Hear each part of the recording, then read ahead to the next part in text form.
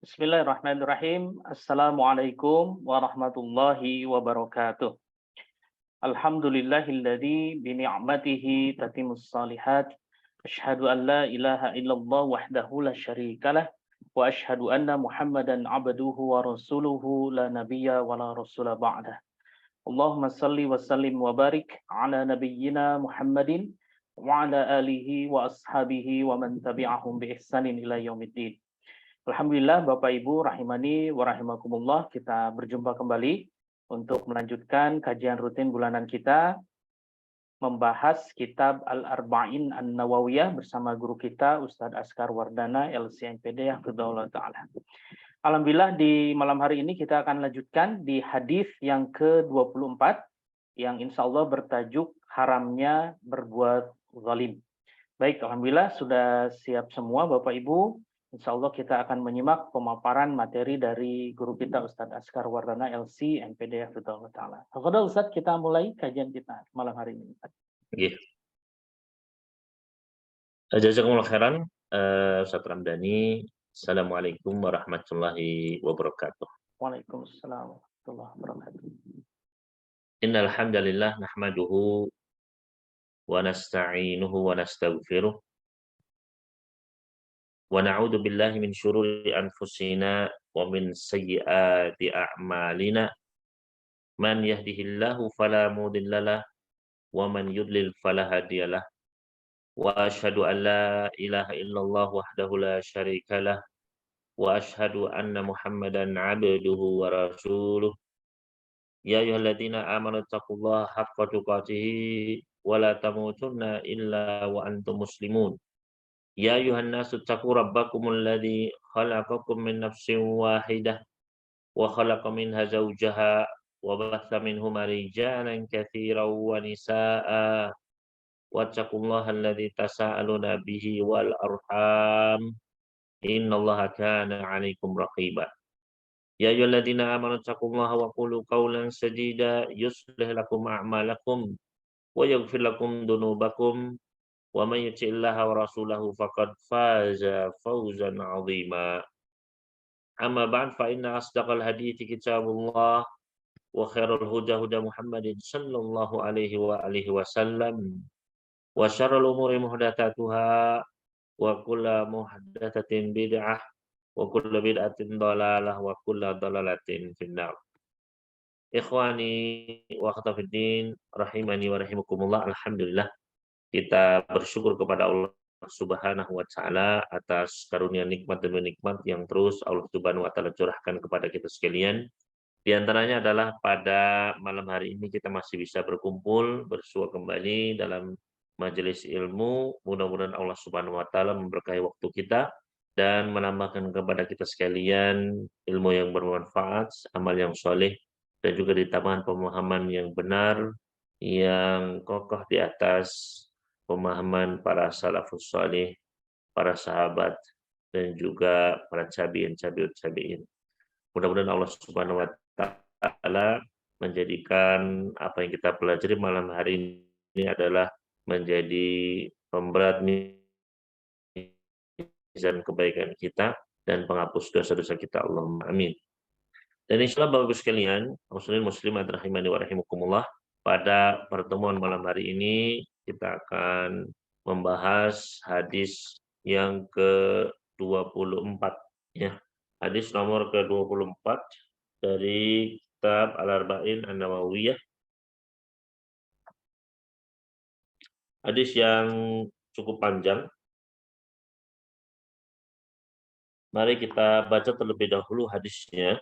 Hadis ke-24. Berkata Al-Imam An-Nawawi rahimahullahu ta'ala wa iyaya wa iyyakum ajma'in.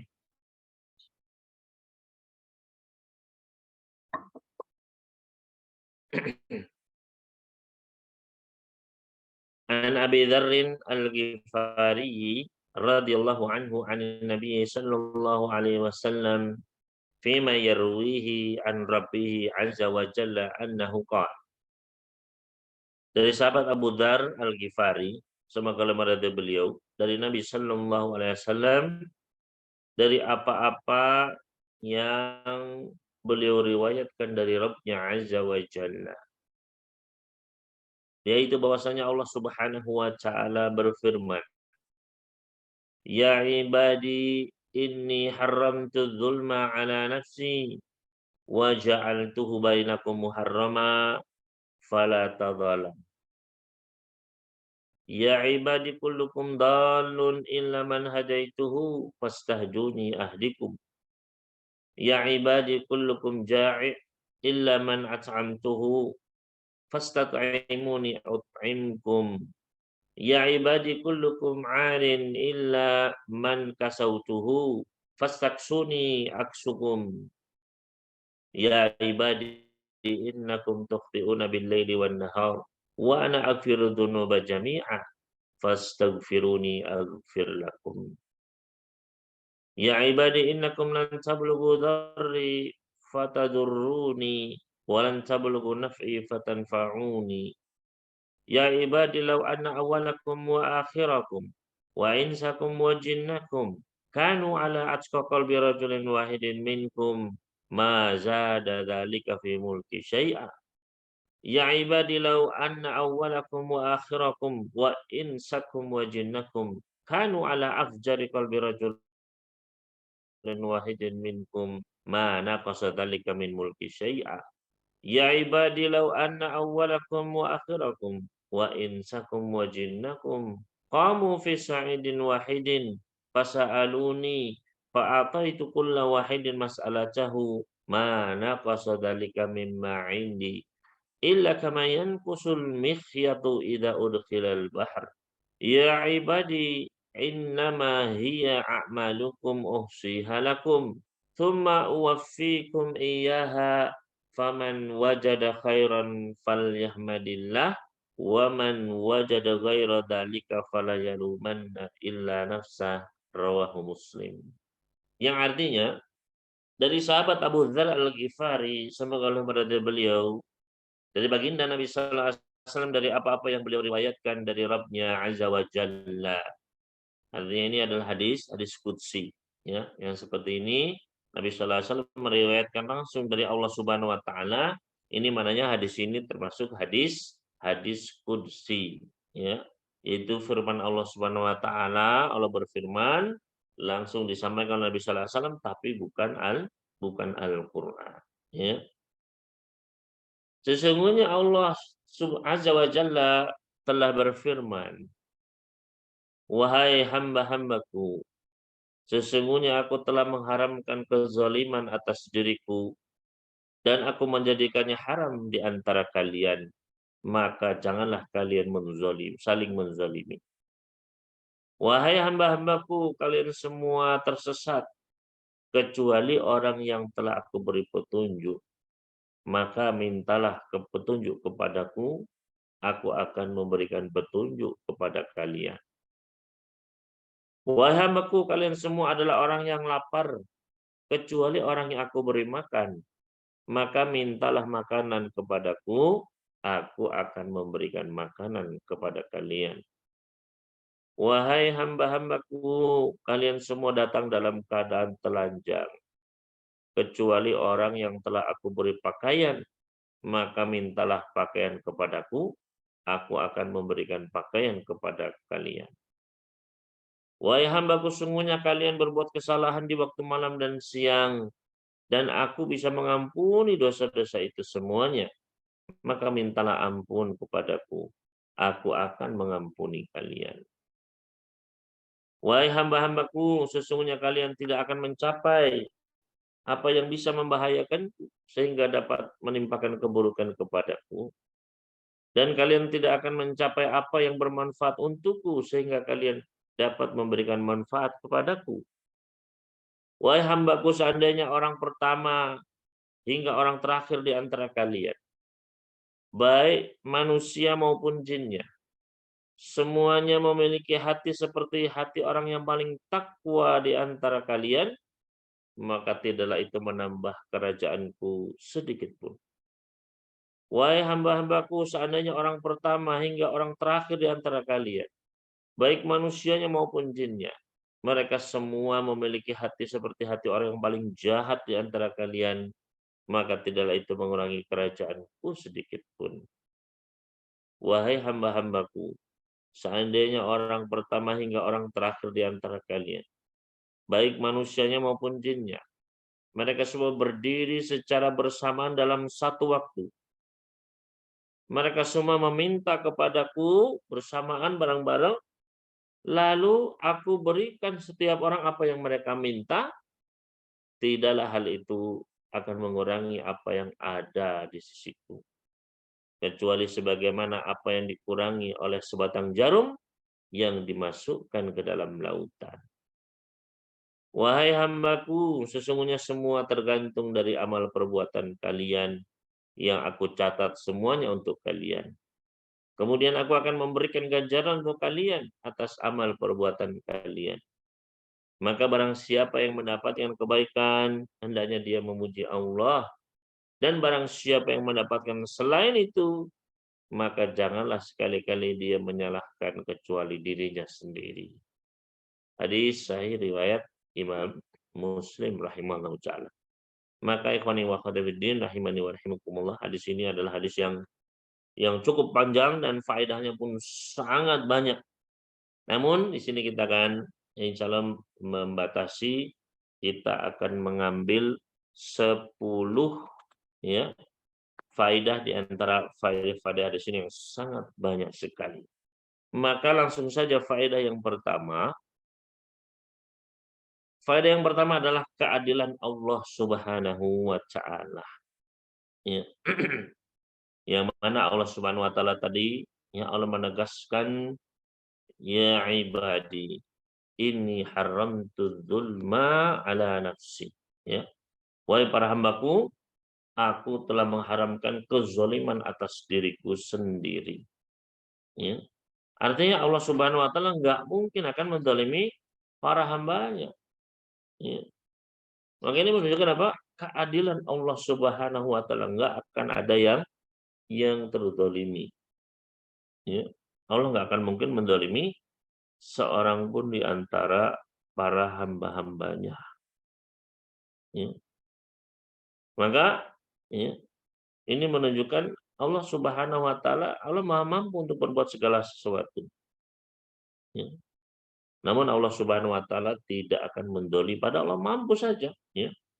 Karena Allah ya maha berkuasa, Allah maha kuat, Allah maha ya, mampu untuk melakukan segala sesuatu. Termasuk Allah bisa apa? Mendolimi makhluknya, bisa saja. Ya. Namun dengan keadilan Allah, dengan hikmahnya yang sempurna, dengan kasih sayang yang sempurna, maka Allah Subhanahu wa taala enggak akan mendolimi para hambanya. Ya. Dan ini Allah tegaskan di dalam banyak ayat. Ya. Allah Subhanahu wa taala sebutkan dalam banyak ayat di dalam Al-Qur'anul Karim. Ya. Bisa dilihat di antaranya di dalam Al-Qur'anul Karim surat An-Nisa, ya, surat keempat ayat ke-40. Ya. Bisa dilihat di dalam mushaf, ya. Masing-masing atau dicatat dulu, ya. Di antaranya adalah Al-Qur'anul Karim surat An-Nisa surat keempat ayat ke-40. Yang mana Allah Jalla fi'ula berfirman, innallaha la yadlimu mithqala dzarratin wa in taku hasanatan yudha'ifha wa yu'ti min ladunhu ajran 'azima. Allah Subhanahu wa taala berfirman, sesungguhnya Allah itu tidak akan menzalimi seorang pun meskipun sebesar zarrah. Ya. Di antara penafsiran zarrah adalah apa? Kalau di pagi hari ada cahaya masuk dari jendela, ya, cahaya matahari, kemudian kita pukul bantal atau kasur atau apapun ya, kemudian ada yang berterbangan ya, terkena cahaya itu kelihatan berterbangan begitu ya, kecil-kecil. Nah itu adalah satunya disebut dengan zarrah. Ya. Maka di sini Allah Subhanahu wa taala menegaskan sesungguhnya Allah itu tidak akan menzalimi meskipun sebesar zarrah. Ya. Wa in taku hasanatan yudha'ifha. Jika ada kebaikan, alias sebesar darah tadi, ya, niscaya Allah akan melipat gandakannya, wa yu'ti min ladunhu ajran 'azima, dan Allah akan memberikan dari sisi Allah pahala yang besar. Ya. Artinya subhanallah ya. Adapun dosa-dosa yang kecil-kecil Allah bisa mengampuni, nggak disebut sama Allah. Ya. Saking Allah itu nggak mungkin dolimnya begitu ya. Kalau dosa sudah ya gampang. Ya. Tapi kalau ada yang melakukan kebaikan pasti dibalas sama Allah, nggak akan didolimi. Ya. Kalau orang berdosa saudara, insya Allah bisa diampuni sama Allah, nggak disebut di dalam ayat ini. Ya. Tapi kalau itu ada kebaikan, Allah nggak akan mendolimi. Ya. Pasti akan dibalas, pasti akan diganjar. Makanya kata Allah Subhanahu wa taala, "Faman ya'mal mithqala dzarratin khairan yarah." Ya. Barang siapa yang melakukan suatu kebaikan meskipun hanya sebesar zarrah, maka dia ya dari kebaikan dia akan melihat apa? Melihat hasilnya. Ya. Namun sebaliknya, barang siapa yang dia melakukan suatu keburukan meskipun sebesar biji zarrah, dia pun akan yarah, dia pun akan melihatnya. Ya. Cuman lihat bagaimana ya keadilan Allah Subhanahu, kasih sayangnya Allah Subhanahu wa taala kepada kita. Ya. Kalau itu keburukan, itu akan dibalas dengan semisalnya. Tapi kalau itu kebaikan, maka Allah akan lipat ganda. Ya. Makanya ketika kita baca Al-Quran, membaca satu huruf sama dengan 10 kebaikan. Ya. Barang siapa yang ya melakukan, dia sudah berniat melakukan suatu kebaikan, ditulis satu kebaikan. Ya. Kalau dia melaksanakannya, maka dilipat gandakan 10 sampai 700 kali lipat. Lihat bagaimana sayangnya Allah Subhanahu wa taala kepada para hamba, dan betapa ya, ya bukan adil lagi tapi keadilan yang sempurna luar biasa. Makanya seharusnya hamba ini ya memahami hal ini. Betapa kasih sayangnya Allah, betapa besar karunia Allah. Ya, kalau kita berniat baik, itu ditulis satu kebaikan, bayangkan. Ya. Kalau kita melaksanakan kebaikan tersebut 10 sampai 700. Ya. Terkadang sama Allah ditambah bonus-bonusnya, kadang dilipat gandakan. Ya. Lebih dari itu. Sekehendak Allah Subhanahu wa taala. Tapi kalau kita niat buruk, ya, itu nggak dicatat. Niat baik dicatat satu kebaikan. Niat buruk nggak dicatat dosa. Baik. Ya. Dan kalaupun seseorang sudah niat buruk, kemudian nggak jadi, ya karena Allah Subhanahu wa taala, karena takut sama Allah, tambah satu kebaikan. Baru kalau dia melakukan keburukan, ya, sudah niat dilakukan keburukan tersebut, maka ditulis semisal dengan keburukan yang dia perbuat. Ya. Nah, lihat bagaimana keadilan Allah Subhanahu wa taala, bahkan ya, kebaikan Allah Subhanahu wa taala dilipat gandakan, ya, dikasih pahala. Namun demikian tetap manusia lebih memilih apa? Mendahulukan hawa nafsunya, ya. Malah mengambil jalan kemaksiatan. Ya. Oleh karena itu, ikhwani wa akhwati rahimani wa rahimakumullah, Allah juga diantaranya berfirman di dalam surat Fussilat, surat ke-41 ayat 6. Bisa dilihat di dalam Al-Qur'anul Karim, surat Fussilat, surat ke-41 ayat yang ke-46. Allah Subhanahu wa taala berfirman, "Man 'amila shalihan falinafsihi wa man asa'a fa'alaiha wa ma rabbuka bidzallamin lil 'abid." Ya. Allah Subhanahu wa taala berfirman, "Man 'amila shalihan falinafsihi." Barang siapa yang mengerjakan amal soleh, amal kebaikan, ketaatan, maka itu sebenarnya untuk kebaikan diri sendiri. Manfaatnya balik kepada dirinya sendiri. Wa man asa'a fa'alaiha. Namun barang siapa yang berbuat jahat, maka sebenarnya itu adalah ya berbuat jahat kepada dirinya sendiri. Akibatnya kan balik kepada dirinya sendiri. Ya. Wa ma rabbuka bidzallamin abid, dan Rabbmu itu adalah sekali-kali tidak akan menzolimi hamba. Ya. Artinya kita sendiri yang menzolimi diri sendiri. Ya. Karena kalau kita berbuat baik, ya yang dapat hasilnya nanti adalah kita sendiri. Ya. Sebaliknya ketika kita berbuat zalim, ya sebenarnya itu adalah kembali apa? Ya kita menzalimi diri sendiri. Ya, makanya Allah Subhanahu wa taala berfirman di dalam surat Yunus, ya, surat ke-10 ayat ke-44.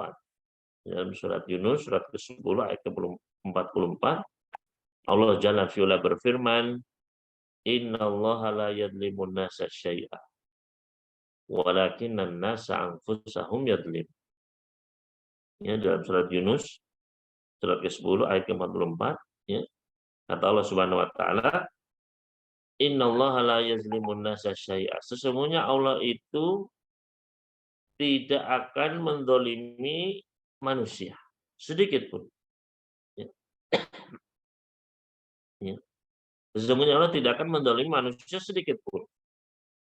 Walakinnan nasa anfusahum yadlimun. Tapi manusialah yang mendolimi diri-diri mereka sendiri.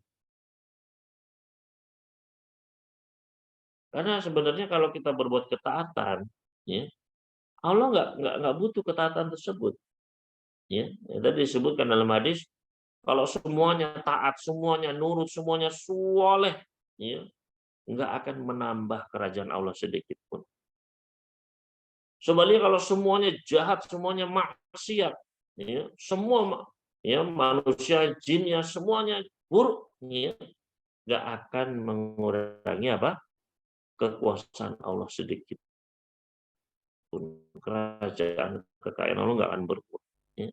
Artinya kita ini sangat tidak signifikan. Ya. Ini semua manusia saja. Ya. Semua manusia sama jinnya. Semuanya taat saja nggak nambah. Aku nggak butuh. Ya. Kecuali kalau sama dengan separuh kekayaannya misalnya. Ya, itu baru signifikan. Ya. Ini sama sekali tidak seperti apa? Seperti jaring yang dicelupkan ke lautan. Ya. Kira-kira yang berkurang berapa? Ya, berkurang sedikit yang nempel di jarum itu. Nggak ngaruh. Ya. Maka ikhwan fillah rahimani wa rahimakumullah. Ya. Maka ini harus kita pahami bahwasanya Allah Subhanahu wa taala itu adalah memiliki keadilan yang sempurna. Bahkan lebih dari itu, ya. Allah Subhanahu wa taala sangat sayang pada hamba-Nya. Ya. Dikasih kemudahan-kemudahan, ya. Jadi secara hitungan itu harusnya manusia itu untung, itu loh. Ya. Kalau berbuat dosa satu ya dihitung satu. Tapi kalau berbuat amal soleh satu dihitung 10. Ya. Dilipat gandakan. Ya, banyak dalam hadis-hadis disebutkan barang siapa yang bersedekah dengan satu butir kurma, pahalanya segimana? Sebesar gunung, bayangkan. Ya. Satu butir kurma pahalanya sebesar gunung. Bagaimana kalau 2 butir? Bagaimana kalau 1 kilo kurma? Subhanallah. Ya. Maka jadi Allah itu sudah begitu baiknya, tapi tetap manusia itu ya sangat-sangat apa? Zoluman jahula. Sangat-sangat zolim dan sangat-sangat jahil. Ya. Nggak ngerti, ya, kedudukan dirinya ini, ya, nggak ngerti dia itu sudah banyak berbuat kezaliman. Ya, dan sedikit sekali yang bersyukur. Maka ini ikhwan fillah rahimani wa rahimakumullah, ya. Ini harus kita pahami bersama betapa adilnya Allah Subhanahu wa taala, bahkan betapa besar kasih sayang ini.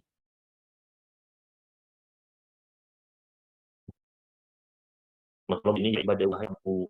Ya. Harus tahu kedudukan kita ini di dunia sebagai apa? Sebagai hamba. abd, ya hamba itu artinya budak, ya hamba sahaya, budak, ya. Budak itu apa? Budak itu adalah orang yang tidak memiliki kemerdekaan dirinya. Dia itu barang milik tuannya, dibeli sama tuannya. Ya.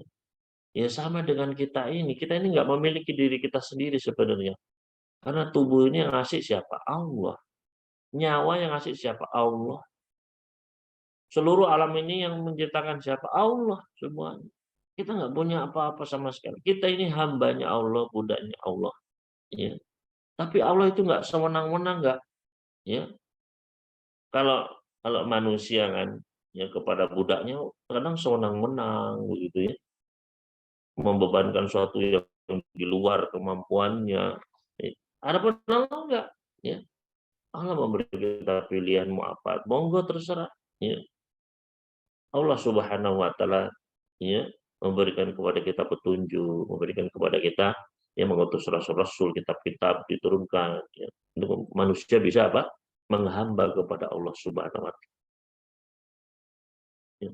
Maka ini adalah tugas tugas kita untuk menjadi hamba-hamba bagi Allah Subhanahu wa taala. Ya. Dan Allah tidak membebani di luar kemampuan kita enggak. Ya. Ketika kita ya hidup ini semua diberikan ya yang sesuai dengan kemampuan kita, enggak ada. Ya Allah enggak ingin mendzalim manusia. Wa mallahu yuridu dzulman lil alamin. Allah itu enggak menginginkan ya untuk mendolimi, kezaliman bagi seluruh alam ini enggak ada. Ya. Wa mallahu bidzallami lil abid. Allah itu enggak akan mendolimi hambanya. Ya. Maka ikhwan fillah rahimani wa rahimakumullah. Ya. Maka ini hendaknya kita ya mengetahui. Maka ya, jangan sampai misalnya timbul pertanyaan, kenapa kok kita disuruh sholat, kenapa kok kita disuruh ini, disuruh itu. Yang pertama Allah Subhanahu Wa Taala itu ya la yus'alu amma yaf'alu yus'alun. Allah itu nggak akan ditanya kenapa berbuat ini berbuat itu. Namun hambalah yang akan ditanya. Kenapa ya? Karena Allah yang memberi kita segala sesuatu, Allah yang memberi kita kehidupan, Allah yang menciptakan kita.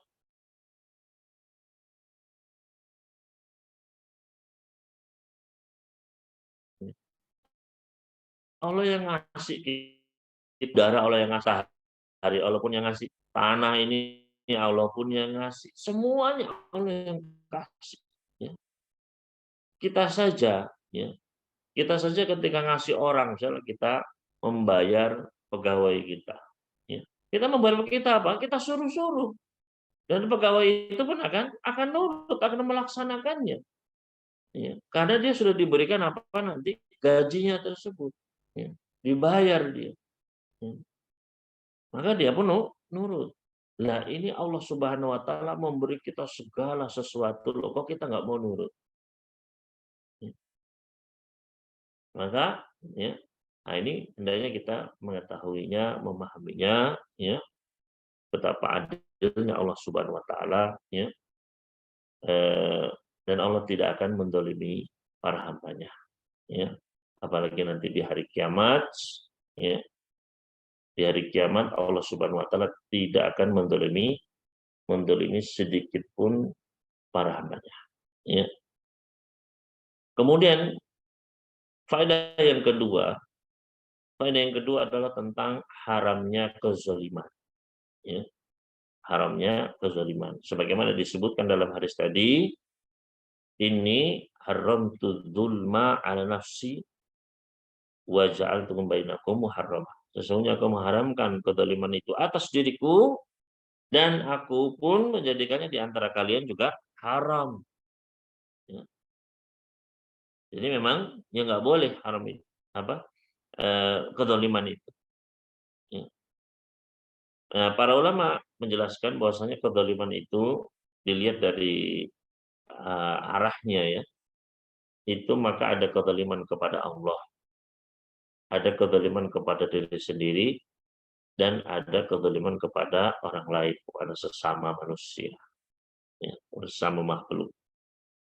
Ya. Maka ini ini ada 3, ya.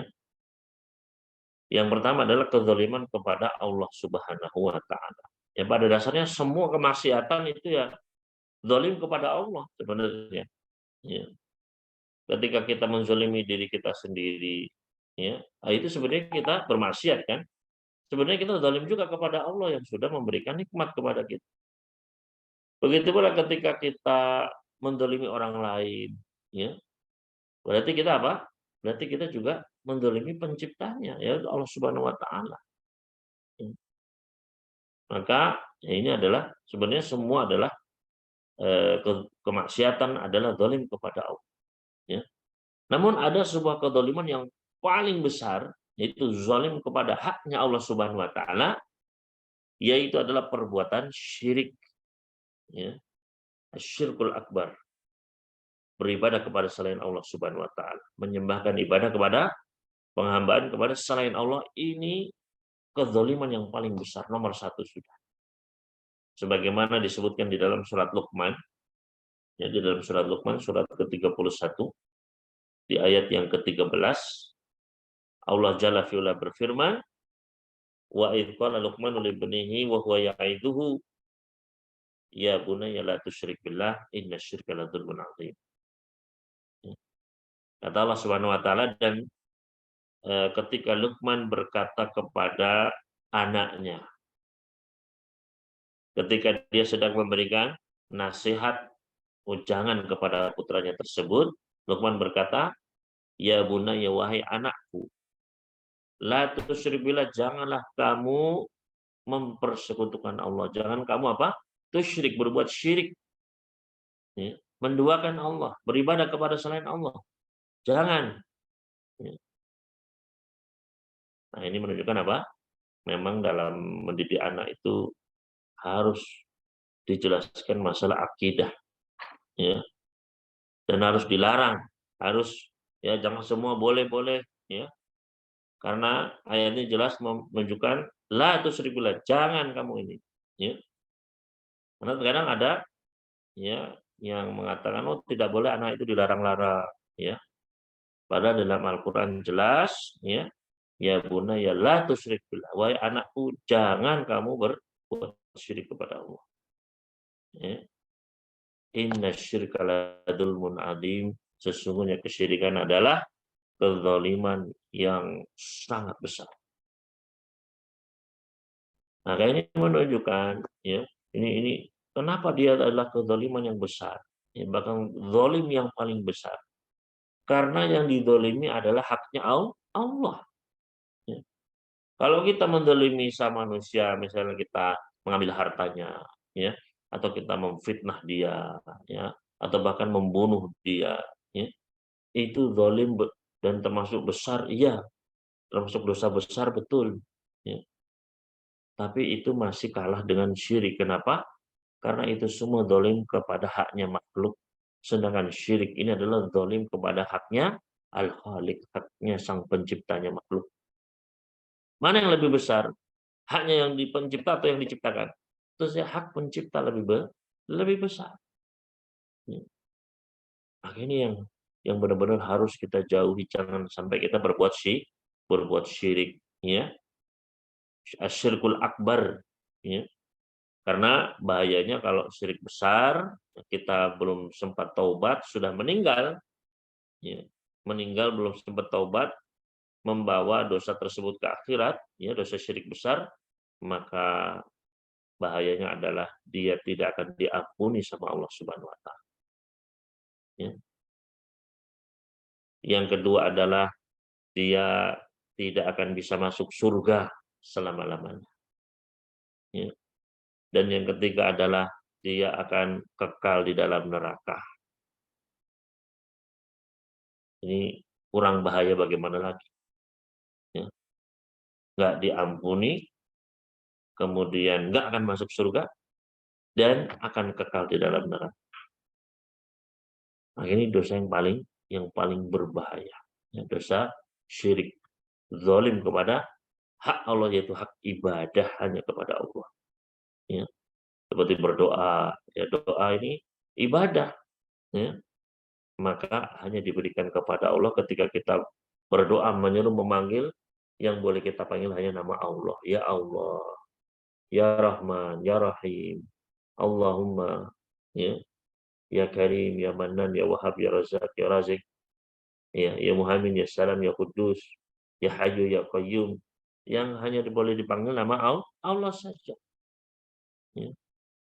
Nah, ketika berdoa, memanggil, minta, ya, kepada selain Allah, wahai mbah siapa, ya, minta kepada bebatuan, minta kepada bintang bulan, minta kepada pepohonan, minta kepada jin, ya, penunggu laut, penunggu gunung, penunggu lembah, penunggu jembatan, penunggu, ya, meminta kepada arwah-arwah, ya, kuburan, kepada, ya, selain Allah, ya, minta kepada malaikat, minta kepada nabi, minta kepada rasul, minta kepada, ya, maka berdoa ini hanyalah boleh hanya kepada Allah.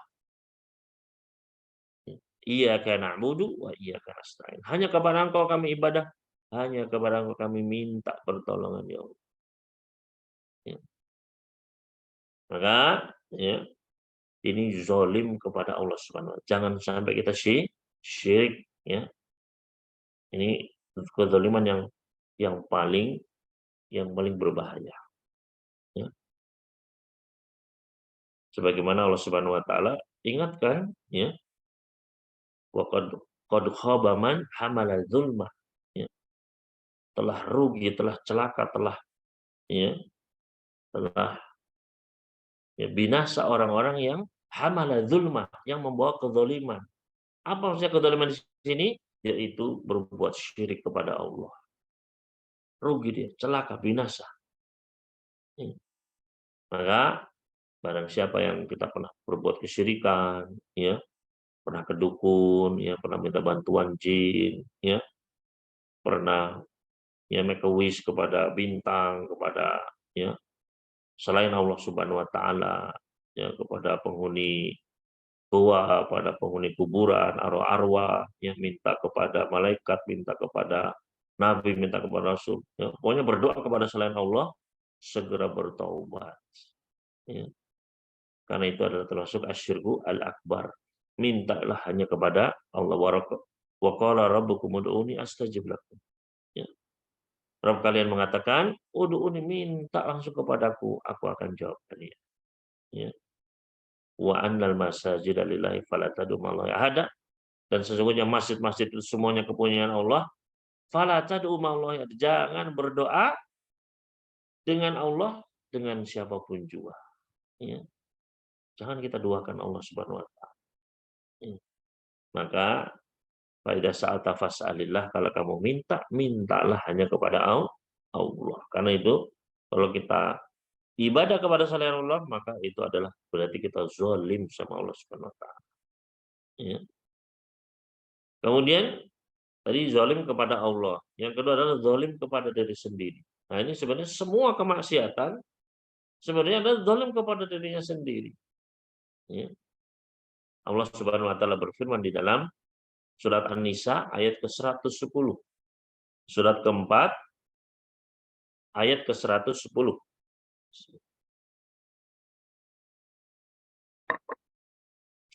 Allah Subhanahu wa taala firman, "Wa may ya'mal su'an aw yadhlim nafsahu, tsumma yastaghfirillaha yajidillaha ghafurur rahim." Kata Allah Subhanahu wa taala, "Wa may ya'mal su'an," dan barang siapa yang berbuat keburukan, aw yadhlim nafsahu, atau dia menzalimi dirinya sendiri. Berbuat kemaksiatan. Tsumma yastaghfirillah, kemudian dia minta ampun kepada Allah, yajidillaha ghafurur rahim. Dia akan mendapati Allah Subhanahu wa taala itu Maha Pengampun lagi Maha Penyayang. Maka ini, ya, ketika kita misalnya nggak sholat, ya, nggak puasa, itu kedzaliman. Ya. Termasuk kedzaliman kepada diri sendiri. Kita, ya, melanggar larangan Allah, misalnya minum khamr, ya, atau makan daging babi, ya, atau tidak menutup aurat, ya. Maka barang siapa yang mengerjakan keburukan, ya, atau mendolimi dirinya sendiri, maka caranya bagaimana? Segera bertobat kepada Allah, istighfar, minta ampun. Tsumma yastaghfirillah. Ya. Kemudian setelah itu dia beristighfar minta ampun atas dosanya tersebut, dia sesali, ya, dia tangisi, dia minta ampun, ya, dia janji nggak akan ngulangi lagi, maka niscaya Allah akan mengampuni. Ya. Nah ini menunjukkan apa? Zalim kepada diri sendiri. Ya. Kemudian yang ketiga adalah zalim kepada orang lain, yang mendolimi hak orang lain. Sebagaimana contohnya misalnya bisa dilihat dalam Al-Quran surat An-Nisa juga, ya, ayat ke-10. Ya. Surat An-Nisa ayat ke-10. Ya. Contoh mendolimi hak sesama. Ya, Allah Subhanahu wa taala firman dalam surat An-Nisa surat keempat ayat yang ke-10, innal ladzina ya'kuluna amwalal yatama dzulman innama ya'kuluna fi butunihim nara wa sayaslawna sa'ira. Sesungguhnya orang-orang yang memakan harta anak yatim secara zalim, nah, ya, memakan hartanya anak yatim, berarti mendolimi haknya orang orang lain. Zulman, secara zalim. Innama ya'kuluna fi butunihim nara, ya, sejatinya mereka itu adalah memakan, memasukkan ke dalam perut mereka api. Ya, mereka itu sebenarnya membakar diri mereka sendiri. Wa sayaslawna sa'ira, dan nanti mereka akan dimasukkan ke dalam neraka sa'ir, ya, api yang menyala-nyala. Waliyadzubillah. Maka nah ini salah satu bentuk zalim kepada orang lain. Ya. Makanya kalau kita berbuat zalim sama orang, taubatnya nggak cukup kita menyesali, ya, minta ampun sama Allah, ya. Nggak cukup, itu mungkin untuk kezaliman kita sama Allah bisa. Kezaliman kita sama diri sendiri bisa diampuni sama Allah. Tapi haknya dengan orang lain, maka harus dikembalikan, harus ditunaikan, harus dihalalkan. Ya. Kalau sudah orang tersebut memaafkan, sudah dihalalkan, ya, atau kalau dia tetap menuntut, ada haknya harus dikembalikan, ya, maka harus dikembalikan. Baik masalah harta, ya, atau masalah kehormatan, atau masalah yang lain, ya. Maka untuk hak sesama manusia ini harus dihalalkan. Artinya nggak bisa kita misalnya sudah apa namanya mengambil harta orang lain, ya, menipu orang misalnya, kita ambil hartanya, ya. Kemudian setelah itu kita taubat, saya sudah taubat kok, ya, sudah diampuni saya, ya, nggak bisa sampai apa hartanya tersebut dikembalikan. Kalau enggak nanti akan dituntut, ya. Di akhirat akan dituntut, dan pahala kita bisa bisa habis, ya. Pahala sholat kita, ya, kita yang bertahun-tahun sholat itu bisa digondol semuanya gara-gara kita apa menzalimi orang lain. Hati-hati, ya. Padahal kita capek-capek sholat, satu kali sholat saja berat, ya. Coba mau sholat 5 waktu di masjid terus saja berat, ya. Kemudian sholat kita yang berhari-hari, berminggu, bahkan berbulan, atau bahkan bertahun-tahun diambil begitu saja, ya. Gara-gara kita menzalimi orang tersebut, ya, menipu dia, ya, mengambil hartanya dia, ya. Maka ya inilah bahayanya, ya. Kedzaliman terhadap orang lain, maka harus diselesaikan, harus dihalalkan, harus dikembalikan, harus, ya, jangan dibawa sampai nanti hari kiamat, bahaya. Ya, makanya Nabi sallallahu alaihi wasallam berpesan, "Man kana lahu madlamatun li akhihi falyatahallal yauma." Atau kama qala sallallahu alaihi wasallam. Ya. Barang siapa yang dia punya perkara kedzaliman sama orang lain, ya, maka hendaknya dia halalkan sekarang juga. segera dia selesaikan. Ya. Entah dia bayar, ya ini saya kembalikan, atau misalnya kita pernah memfitnah seseorang, harus kita kembalikan kehormatannya. Ya. Sebelum datang nanti hari di mana dinar dirham sudah tidak berlaku lagi, sudah nggak manfaat uang. Artinya uang sekarang mumpung masih laku, ya sudah, ya minta maaf. Antum maunya berapa nih? Saya ada uang segini, tolong maafkan saya. Mumpung masih laku harta kita. Sebelum nanti datang hari di mana sudah tidak ada lagi dinar, dirham sudah nggak ada lagi. Ya. Yang ada adalah pahala dan dosa yang ditransfer. Maka ini bahayanya apa? Bahayanya dolim kepada orang lain. Ya. Termasuk bahayanya di dunia kalau kita zalim sama orang adalah Nabi sallallahu alaihi wasallam pesan, wattaqu da'watal madlum, hati-hati sama doanya orang terzalim. Ya, hati-hati sama doanya orang yang kita zalimi. Fa inna laisa bainahu wa bainallahi hijab. Karena tidak ada antara orang yang terzalimi itu doanya dengan Allah Subhanahu wa taala, enggak ada penghalang. Kalau dia berdoa ya kejelekan atas orang yang menzaliminya, ya dia dizalimi, ya difitnah atau dipukul atau diambil hartanya, kemudian dia sakit hati, dia berdoa kepada Allah, hati-hati, ya tidak ada hijab, nggak ada penghalang, langsung naik, ya langsung diterima oleh Allah Subhanahu, diijabah oleh Allah Subhanahu Wa Taala. Nah ini peringatan dari Nabi Sallallahu Alaihi Wasallam, ya jangan sampai kita menzalimi orang lain, ya menipu, ya atau kita memfitnah dan lain sebagainya. Ya, di dunia mungkin bisa membolak-balikan fakta, bisa, ya. Namun nanti di akhirat kelak semua hak akan dikembalikan oleh Allah Subhanahu wa taala, Maha Adil. Ya. Yang di dunia mungkin haknya dirampas, ya. Haknya misalnya hartanya mungkin ditipu sama orang, ya. Sudah bayar tapi ternyata dibawa kabur, ya. Atau hak dalam masalah warisan harusnya didapat sekian, digondol oleh saudaranya sendiri misalnya, ya. Atau tanah, dia memiliki tanah tapi kemudian diambil tanah tersebut, ya. Maka ya nanti semuanya akan, ya Allah Subhanahu wa taala akan adili dengan seadil-adilnya, ya. Jadi ini yang kedua ya haramnya kezaliman, yang tidak boleh ya kita berbuat zalim, bahaya, ya. Dan nanti di hari kiamat kata Nabi sallallahu alaihi wasallam, ya kezaliman itu adalah zulumatun yaumal qiyamah, kegelapan, ya. Artinya ya sesuatu yang sangat-sangat berbahaya bagi akhirat seseorang, ya. Selanjutnya yang ketiga, faedah yang ketiga adalah wajibnya meminta hidayah kepada Allah, ya. Sebagaimana disebutkan di dalam hadis tadi, ya. Ya ibadi kullukum dallun illa man hadaituhu fastahduni ahdikum. Wahai hamba-hambaku, setiap kalian itu adalah dal, tersesat, ya. Kecuali siapa yang aku berikan petunjuk, maka mintalah petunjuk kepadaku, aku akan berikan petunjuk itu kepadamu, ya.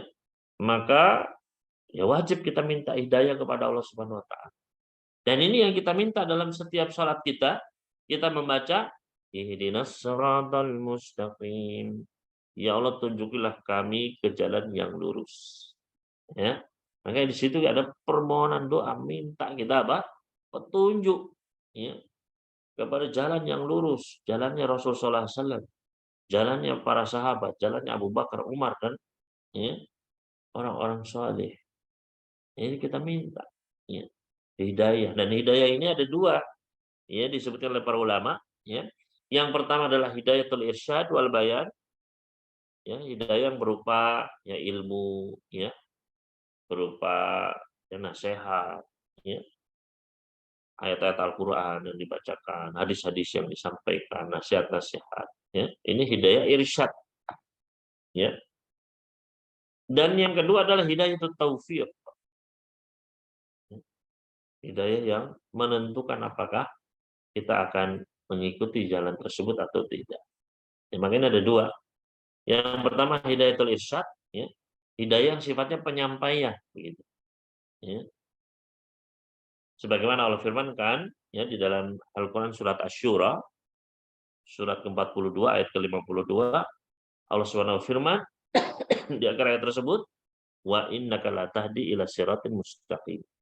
Dan sesungguhnya engkau wahai Muhammad benar-benar memberi petunjuk ya, tahdi memberi petunjuk ila siratin mustaqim kepada jalan yang lurus. Ya. Innaka latahdi. Sesungguhnya engkau benar-benar memberi petunjuk, memberi hidayah ke jalan yang lurus. Ya. Maka hidayah di sini apa? Hidayah di sini, latah di sini, sesungguhnya engkau memberi hidayah. Ya, hidayah di sini adalah hidayatul irsyad. Ya. Sesungguhnya engkau ini bisa menyampaikan hidayah berupa ya Al-Quran, ya, kemudian hadis-hadis beliau, ya, nasihat beliau, khutbah beliau, ceramah beliau. Ini hidayah apa? Irsyad, petunjuk, hidayah, iya.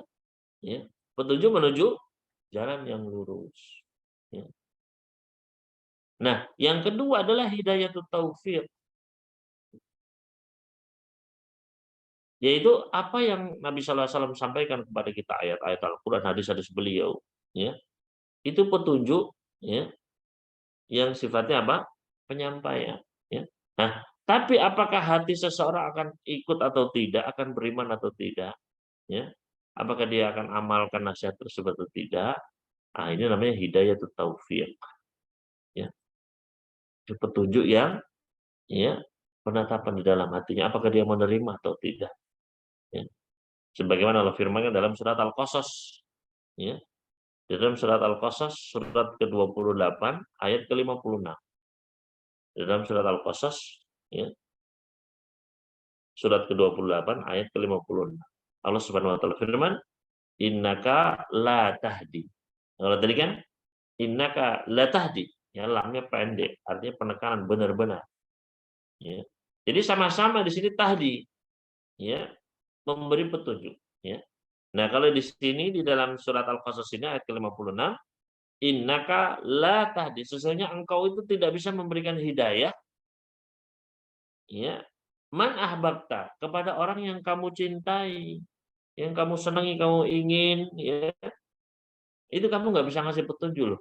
Bukankah di ayat tadi sesungguhnya kamu benar-benar memberi petunjuk. Di sini kok kamu nggak bisa memberi petunjuk, ya? Maka ayat yang tadi dengan ayat yang ini adalah hidayahnya berbeda mana. Kalau tadi ayat ya Asy-Syura tadi ayat 52 tadi itu hidayahnya sifatnya adalah penyampaian, kamu memberikan petunjuk, ya. Ada petunjuk yang kamu sampaikan. Iya, betul. Ya. Yang namanya hidayatul irsyad. Adapun di dalam surat Al-Qasas ini, innaka la tahdi. Sesungguhnya engkau wahai Muhammad nggak bisa memberi petunjuk. Maksudnya adalah hidayatul taufik, petunjuk yang sifatnya yaitu ya, apakah hatinya akan menerima atau tidak. Ya. Innaka la tahdi man ahbabta walakinallaha yahdi man yasha wa huwa a'lamu bil muhtadin. Ya. Sesungguhnya kamu wahai Muhammad tidak akan dapat memberi petunjuk kepada orang yang kamu kasihi, tapi Allah lah yang memberi petunjuk kepada orang yang dikehendakinya. Ya. Maka hidayah di sini maknanya adalah hidayat taufik. Ya. Rasul saja nggak bisa ya menjadikan ya misalnya pamannya ya banyak di antara ya karib kerabatnya orang-orang Quraisy saat itu nggak banyak yang nggak beriman. Ya. Seperti Abu Jahal, pamannya beliau sendiri Abu Thalib, ya, nggak bisa masuk ke dalam Islam karena beliau hanya bisa memberikan hidayah taufik. Beliau sampaikan, beliau nasihati, beliau ceramah, bacakan ayat-ayat bisa, ya. Tapi hatinya menerima atau tidak, nah ini hidayah taufik dari Allah. Walakin Allah yahdi may yasha. Allah lah yang memberi petunjuk taufik ini, hidayah taufik ini kepada siapa yang Allah kehendaki. Ya, maka disinilah wajibnya terus kita minta hidayah sama Allah. Baik hidayah itu berupa ilmu, ayat-ayat, hadis-hadis kita pelajari, ya. Ataupun hidayah apakah kita bisa nerima hadis tersebut, nerima ayat tersebut apa enggak, ya. Nah, ini yang kita minta kepada Allah Subhanahu wa taala, ya. Faedah yang keempat yaitu adalah wajibnya meminta rezeki makanan kepada Allah. Minta rezeki makanan itu ya, ya semuanya Allah yang memberi, ya. Semuanya Allah yang menjamin rezekinya. Allah sebutkan di dalam Al-Qur'anul Karim surat Hud, ya, surat Hud surat ke-11 ayat yang ke-6, ya. Di dalam surat Hud surat ke-11 ayat ke-6 Allah Subhanahu wa taala firman, "Wa ma min dabbatin fil ardi illa 'ala Allahi rizquha wa ya'lamu mustaqarraha mustawda'aha kullun fi kitabim mubin." Dan tidak ada, ya, wa ma min dabbat, tidak ada sesuatu apapun yang dabah di sini ada yang menafsirkan hewan begitu ya. Ya. Namun sebenarnya dabah ini ya kullu ma yadubu ala wajhil ardi, semua yang ya melangkah di atas permukaan bumi ini ya, termasuk manusia juga. Semua yang yadubu ya berjalan bergerak di atas muka bumi ini ya illa 'ala Allahi rizquha, melainkan Allah lah yang menjamin rezekinya, Allah yang ngasih rezekinya. Ya. Maka ya kita minta kepada Allah Subhanahu wa taala rezeki kita, ya. Ya kita minta makan kepada Allah, ya. Bahkan dahulu para salaf dahulu minta garam saja sama Allah Subhanahu wa taala, ya. Makanya kata Allah, ya, kullukum jai', semua kalian itu lapar, ya, kecuali yang aku beri makan. Ya, fastat'imun, maka mintalah makan itu kepada Allah Subhanahu wa taala, ya. Dan dan kita harus mensyukuri kalau sudah diberi makanan sama Allah, ya kita syukuri. Ya wajib mensyukuri. Ya. Jangan sampai kita itu kufur, ya sudah dikasih makanan, ya, tapi malah kita kufur. Ya, sebagaimana Allah firmankan di dalam surat An-Nahl, di dalam surat An-Nahl surat ke-16, ya, ayat ke-112.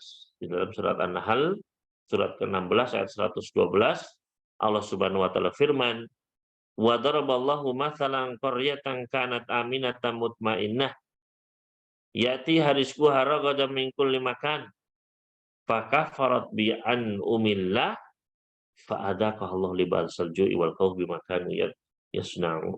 Ya. Allah Subhanahu firman dalam surat An-Nahl surat ke-16 ayat ke-112, ya. Wa daraballahu mathalan, dan Allah memberikan sebuah perumpamaan.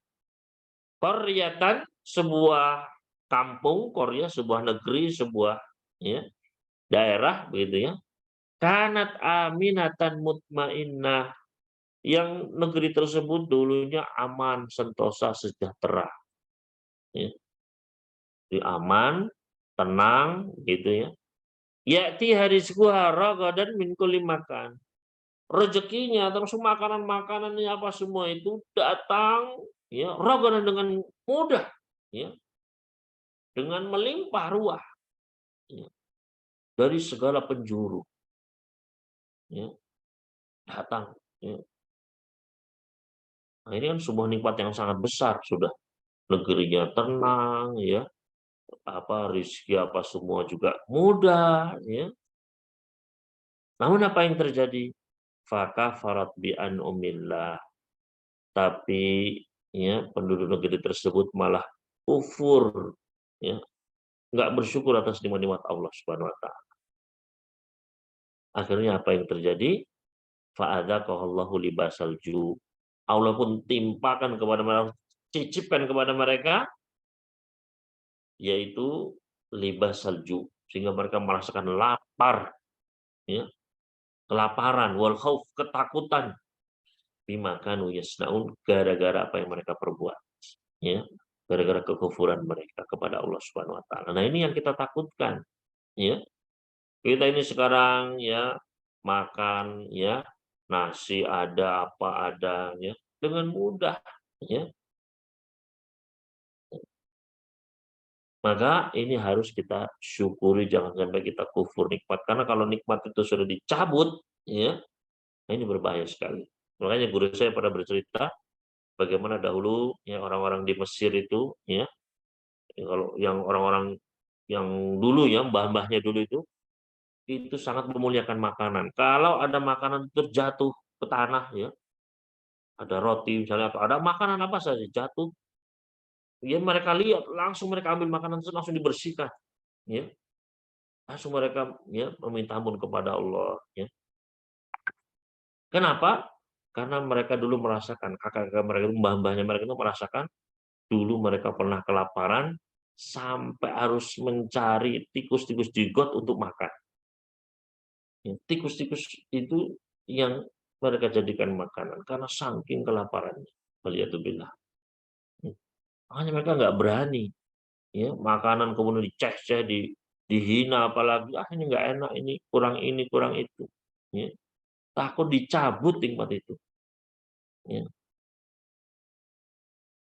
Maka ya inilah ancaman dari Allah Subhanahu Wa Taala, negeri kita ini sudah ya aman, tentrem, ya makanan juga banyak, ini harus kita syukuri, ya. Nah ini ya kita minta makan kepada Allah termasuk kita mensyukurinya, ya. Ketika setelah makan kita baca alhamdulillah, ya. Kita pakai dalam ketaatan, begitu, ya. Selanjutnya yang kelima, yaitu adalah wajibnya meminta pakaian ya, penutup aurat pada Allah Subhanahu wa taala. Sebagaimana kata Allah, kullukum 'arin illa man kasautuh fastaksuni aksukum, ya. Kalian semua adalah telanjang, ya. Maka ya kecuali orang yang Allah beri pakaian. Fastaksuni, maka mintalah pakaian kepada Allah, maka Allah akan berikan, pakaikan pakaian itu kepada Allah, akan tutup aurat kita. Ya, maka ini juga kita ya syukuri, kita minta sama Allah agar kita ditutup terus auratnya, ya. Karena kalau Allah sudah cabut ya nikmat pakaian ini, ya, di antaranya dengan dicabut rasa malu kita, ya, keimanan kita dicabut, rasa malu kita dicabut. Sebagaimana ada orang-orang saat ini yang mereka malah mengkampanyekan nggak pakai baju, bayangkan, ya. Karena Allah sudah menciptakan adanya pakaian yang indah-indah, ya, berbagai macam, ya Allah berikan semua, baik dari bulu-bulu hewan atau dari macam-macam, ya kan. Allah berikan kepada manusia, ya. Tapi kok malah jadi manusianya pada nggak pengen pakai baju, ya. Maka ini adalah semua tipu daya setan, ya. Sebagaimana yang Allah peringatkan ya ketika dulu Nabi Adam keluar, ya, diusir dari surga, maka itu adalah juga tipu daya setan untuk apa? Liyuriyahu min sawatihima, untuk menampakkan ya aurat keduanya. Ya, maka berhati-hati, ya. Wajibnya kita minta terus ditutup aurat kita, diberikan apa? Pakaian yang syar'i, ya.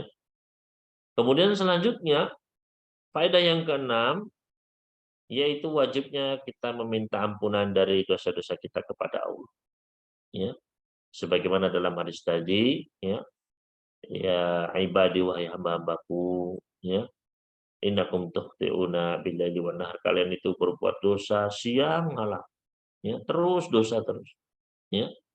Tapi apa? Wa ana aghfiru dzunuba, tapi Allah bisa ngampuni semuanya.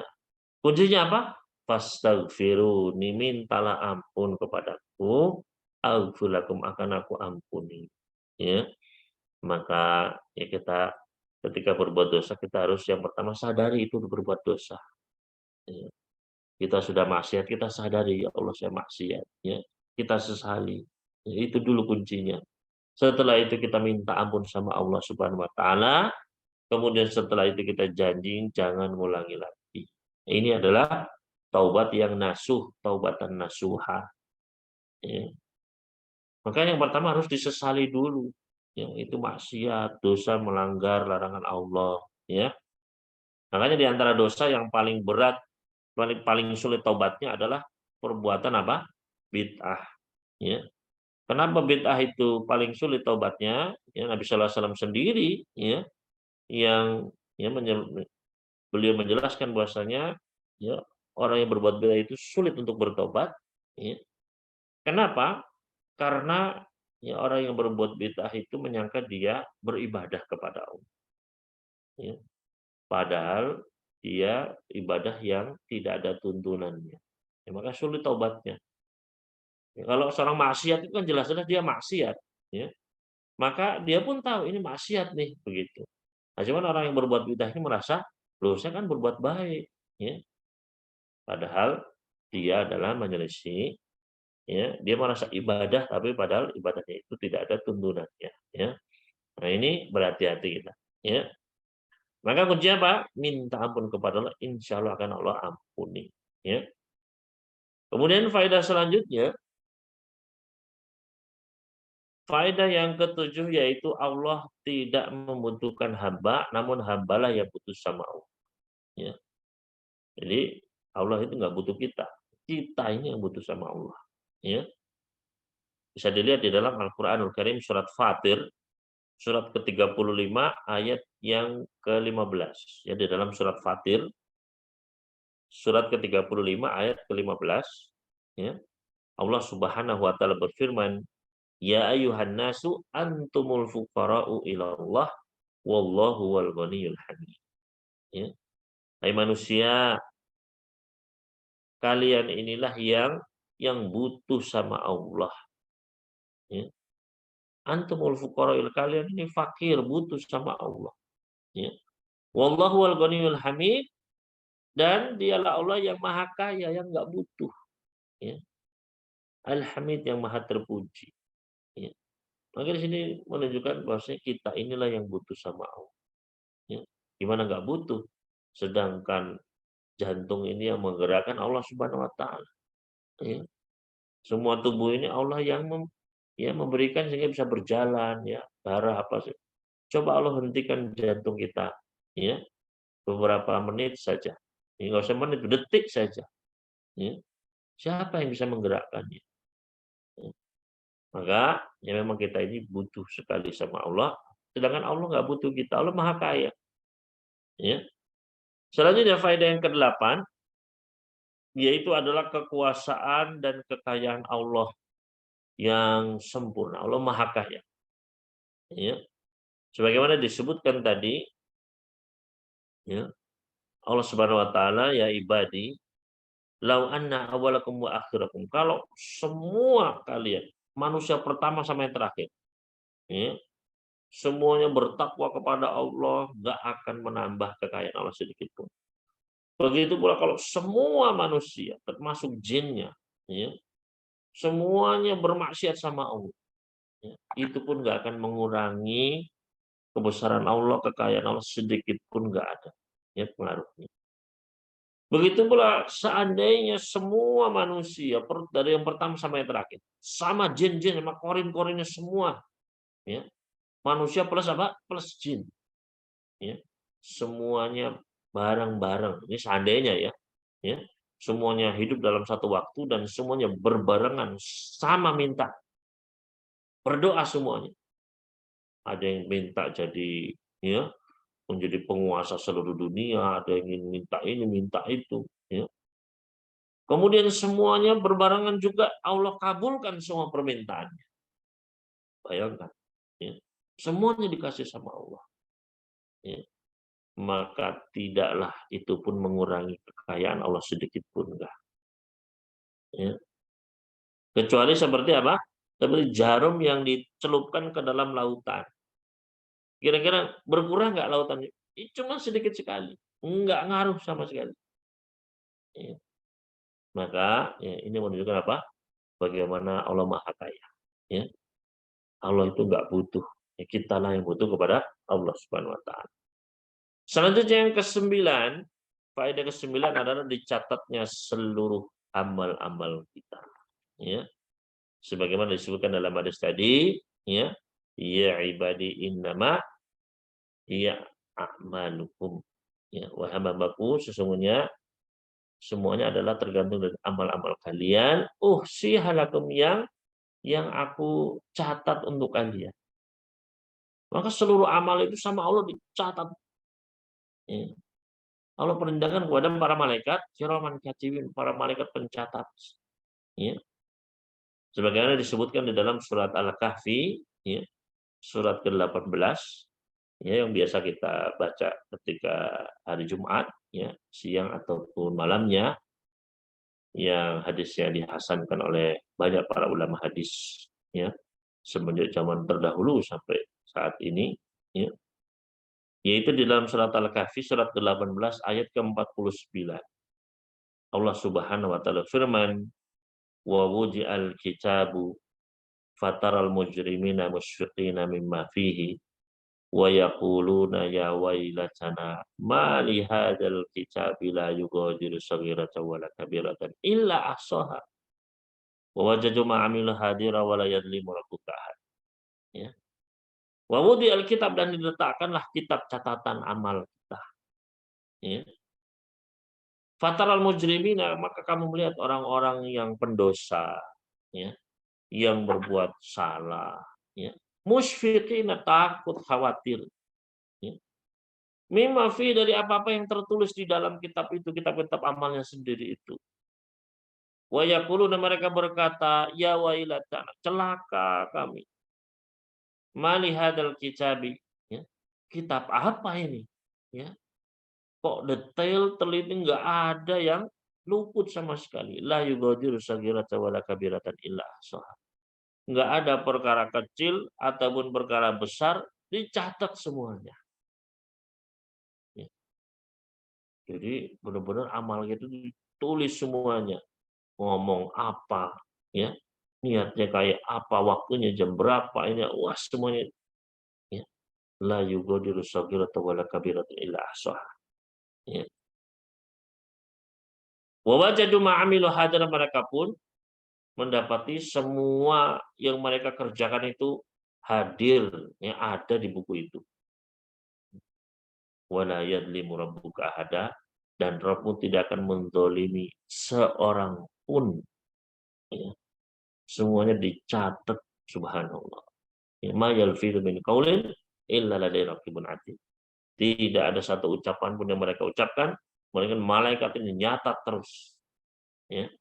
Maka ikhwani wa akhwati fiddin rahimani wa rahimakumullah, ya, ini harus kita benar-benar pikirkan, perhitungkan, ya, semuanya dicatat, ya. Maka orang yang dia, ya, catatan kebaikannya, ya, orang-orang yang, ya, mendapatkan kebaikan, maka dia akan mendapatkan catatan, buku catatan amalnya di sebelah kanan, ya. Adapun mereka yang celaka, maka akan mendapatkan dari sebelah kiri atau bahkan dilempar dari belakang. Ya, mudah-mudahan kita nanti diberikan catatan amal kita dari sebelah kanan kita. Allahumma amin. Ya. Dan yang terakhir, yaitu adalah motivasi untuk memperbanyak amal-amal sholih. Ya, motivasi bagi kita sekalian untuk memperbanyak amal sholih. Sebagaimana yang Allah Subhanahu wa taala tadi, ya, firmankan dalam hadis qudsi ini, ya ibadi innama hiya amalukum. Ya, semuanya itu amal-amal kalian. Ya. Jadi semuanya itu ya kalian sendiri yang pilih, kalian sendiri yang ngerjakan. Ya. Allah itu hanya mencatatnya, merekamnya, ya, kemudian nanti mengganjarnya. Ya. Uhsiha lakum summa uwafikum iyaha. Allah, ya, rekam, Allah catat, kemudian akan Allah nanti diganjar begitu. Ya. Makanya faman wajada khairan falyahmadillah, kalau dia mendapati, ya, catatannya baik-baik, ganjarannya pun baik, ya, maka ya alhamdulillah. Namun sebaliknya, kalau ternyata amalannya itu buruk-buruk, ya, rapotnya itu jelek, ya, isinya maksiat semua, ya jangan menyalahkan siapa-siapa. Ya. Fala yalumanna illa nafsah. Janganlah dia mencela siapapun, menyalahkan siapapun kecuali dirinya sendiri. Karena yang milih amal perbuatan tersebut ya dia sendiri. Nggak ada yang maksa kita untuk bermaksiat. Ya. Justru kita sendiri yang mengikuti hawa nafsu kita. Ya. Maka ikhwani wa akhwati, ini motivasi agar kita beramal soleh, yaitu dengan melaksanakan perintah-perintah Allah dan menjauhi segala larangan. Ya, kita perbanyak, ya. Karena kalau enggak nanti kita akan nyesel, ya. Di antara amal yang mudah adalah berzikir, ya. Membaca apa misalnya subhanallah wa bihamdi subhanallahil azim. Ya, ini kita baca ya. Kalimatani khafifatani 'ala lisani, dua kalimat yang ringan di lisan. Taqilatani fil mizan, tapi berat di timbangan. Habibatani 'inda rahman, dan sangat dicinta disenangi sama Allah. Subhanallah wa bihamdi subhanallahil azim. Ya. Kan jelas ya. Ringan di lisan, berat di timbangan, disenangi sama Ar-Rahman. Ya, berarti pahalanya besar. Ya, tapi coba hari ini sudah berapa kali kita ucapkan itu subhanallah wa bihamdi subhanallahil azim. Ya, kalimat yang entengnya kayak gini, pahalanya besar seperti itu. Kok di catatan kita nggak ada hari ini, bayang? Ya. Kemarin ada nggak? Kok kemarin nggak ada? Kemarin lusa ada, kok nggak ada juga? Bayangkan. Ya. Nanti kita akan menyesali semua itu. Setiap hari, setiap detik kita nggak zikir, manusia akan menyesalinya. Ya, kata para sahabat seperti tatakot taat anfusum, yang akan nyesel ya ketika hidup kita diputar lagi seluruhnya. Setiap detik kita nggak zikir, kita akan menyesal, seakan-akan hancur lebur jiwa kita ini. Ya, saking nyeselnya. Ya. Maka ya, mari kita ya hidupkan detik demi detik kita ya diantara dengan berzikir ya, dan juga dengan amal-amal lainnya. Mudah-mudahan Allah Subhanahu wa taala memberikan kepada kita akibat yang baik di surga kelak ya. Kita diberikan rezeki yang terus-menerus, di dunia diberikan makan, nanti juga di akhirat diberikan makanan-makanan surga. Kita di dunia diberikan minuman, mudah-mudahan nanti pun di akhirat diberikan telaganya Rasulullah SAW dan minum dari sungai-sungai surga, mata air surga.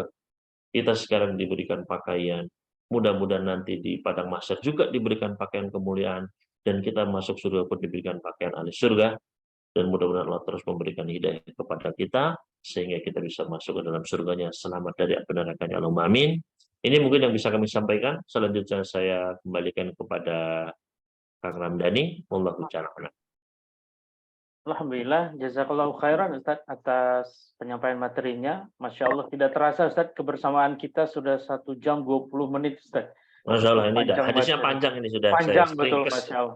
Iya. Alhamdulillah Bapak Ibu sekalian masih menyimak dengan baik, belum keluar dari Zoom ini, masih terus menyimak apa-apa yang disampaikan oleh Ustadz kita. Mungkin ada beberapa menit saja, jika Bapak Ibu akan menyampaikan pertanyaan, bisa melalui kolom chat atau bisa berdialog langsung dengan Ustadz dengan cara raise hand terlebih dahulu. Mungkin sambil menunggu Bapak Ibu mengetik, Ustadz, tadi yang masalah membaca surat Al-Kahfi di malam Jumat, Ustadz, kami kan mendapatkan press release dari Dewan Fatwa, Ustadz ya. Jadi ada di publish begitu bahwa derajat hadis tersebut ini lemah sekali katanya. Jadi tidak bisa dijadikan hujah untuk dikhususkan di hari Jumat. Jadi jamaah ini kan bingung juga Ustaz, dengan adanya press release begitu, karena kan sudah biasa Ustaz ya.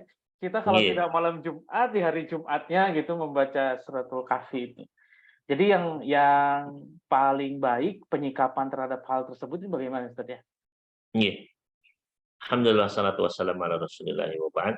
Ya.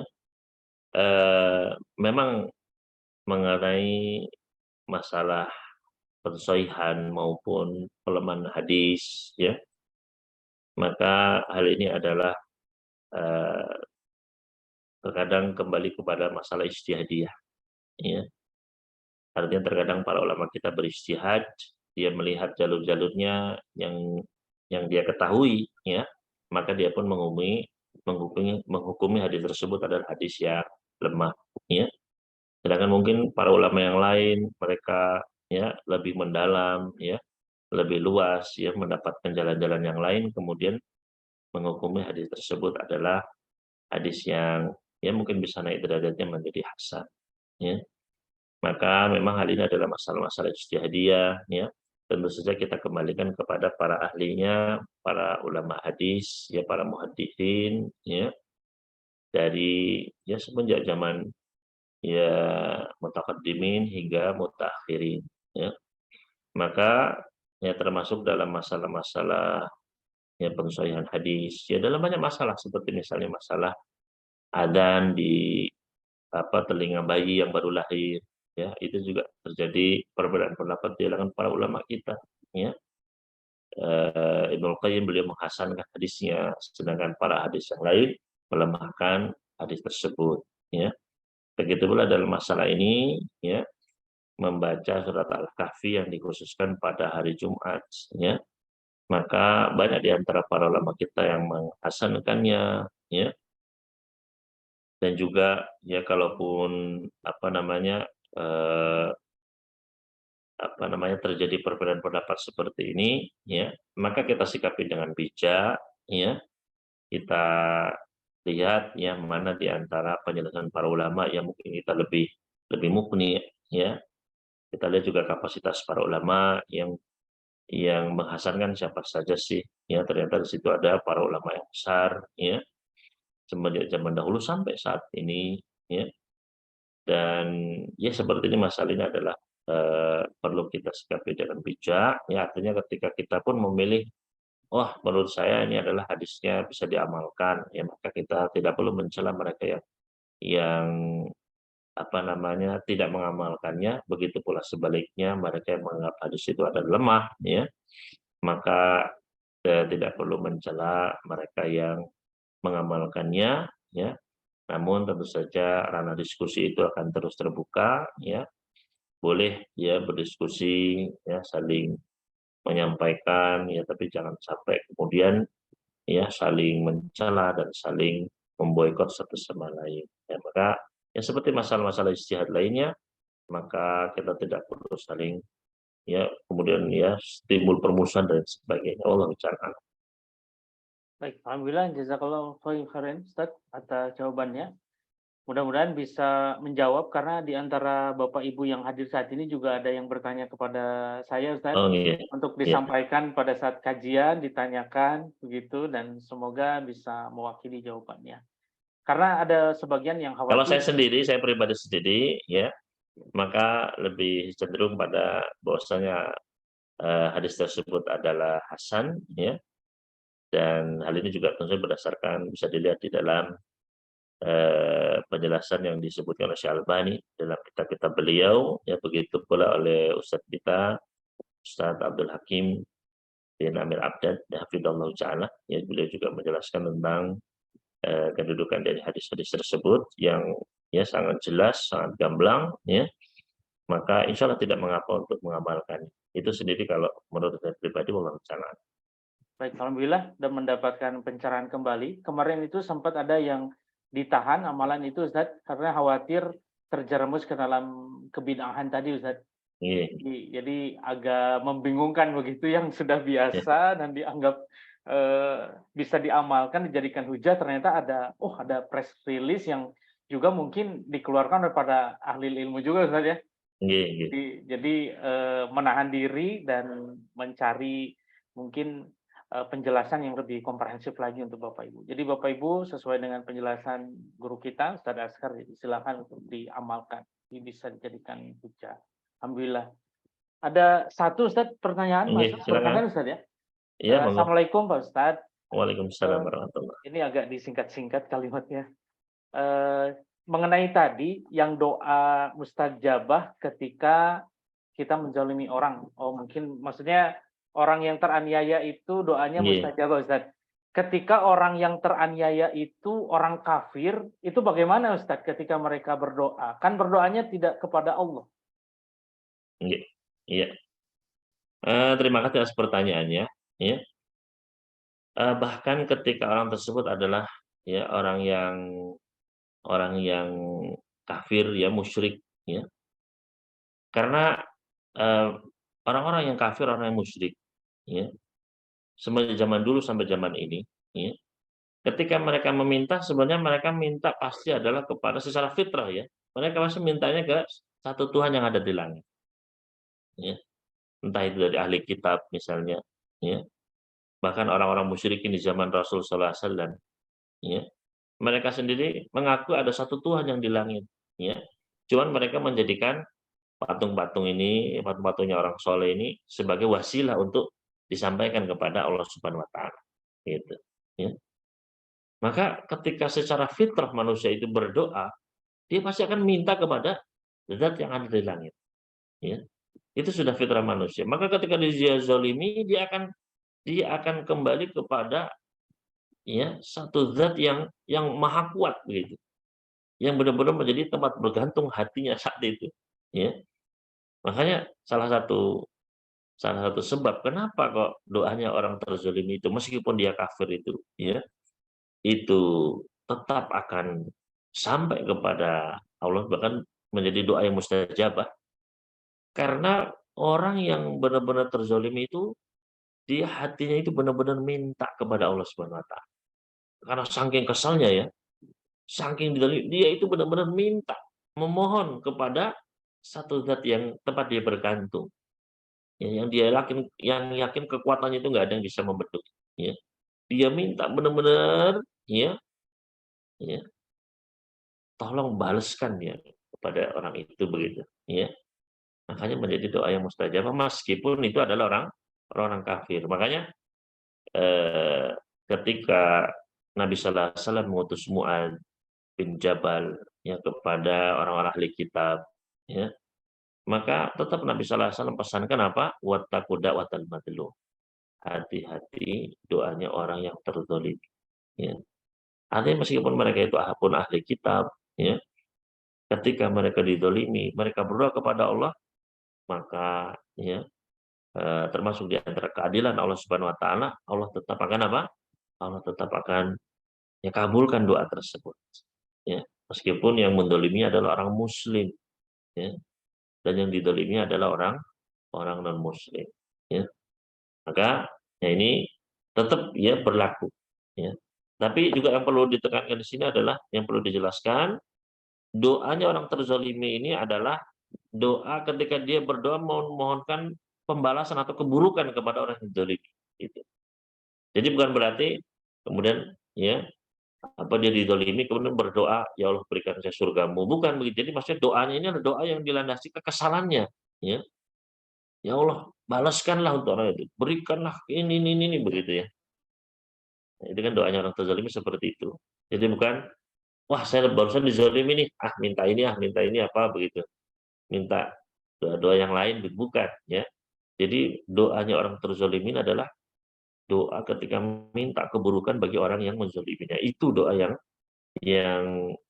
yang mustajabah. Gitu. Ya, wallahu ta'ala. Baik, alhamdulillah Bapak Ibu kita cukupkan karena waktu juga sudah cukup larut. Insya Allah kita akan lanjutkan pembahasan kitab Al-Arba'in An-Nawawiyah ini di pertemuan berikutnya masuk ke hadis yang ke-25 insya Allah. Semoga Allah memudahkan. Baik Ustaz, mohon untuk menutup dengan doa dan sekaligus menutup majelis ini. Ya, semoga Allah memberikan hidayah taufik untuk kita semua yang seperti Ustaz tadi sampaikan pada kita. Baik, pada Ustaz. Alhamdulillahirabbil alamin wassalatu wassalamu ala nabiyyina Muhammad wa ala alihi washabbihi ajmain. Allahumma qsim lana min khasyatika ma tahulu bainana wa baina ma'asik wa min ta'atika ma tuballighuna bihi jannatak wa min al-yaqini ma tuhawwinu alaina masa'ibid dunya. Allahumma matina bi asma'ina wa absarina wa quwwatina ma ahyaitana waj'alhu al-waritha minna. Allahumma ja'al tha'rana 'ala man dhalamana wansurna 'ala man 'adana. Allahumma la taj'al musibatana fi dinina wa la taj'al ad-dunya akbar hammina wa la mablagha ilmina wa la tusallit 'alaina ma la yarhamuna. Allahumma ighfir lana dhunubana wastur uyubana fid dunya wal akhirah. Rabbana atina fid dunya hasanah wa fil akhirati hasanah wa qina adzabannar. Wa sallallahu ala nabiyyina Muhammad wa sallama ala mursalin walhamdulillahi rabbil alamin. Subhanakallahumma wa bihamdik asyhadu an la ilaha illa anta astaghfiruka wa atubu ilaik. Wassalamualaikum warahmatullahi wabarakatuh. Waalaikumsalam warahmatullahi wabarakatuh.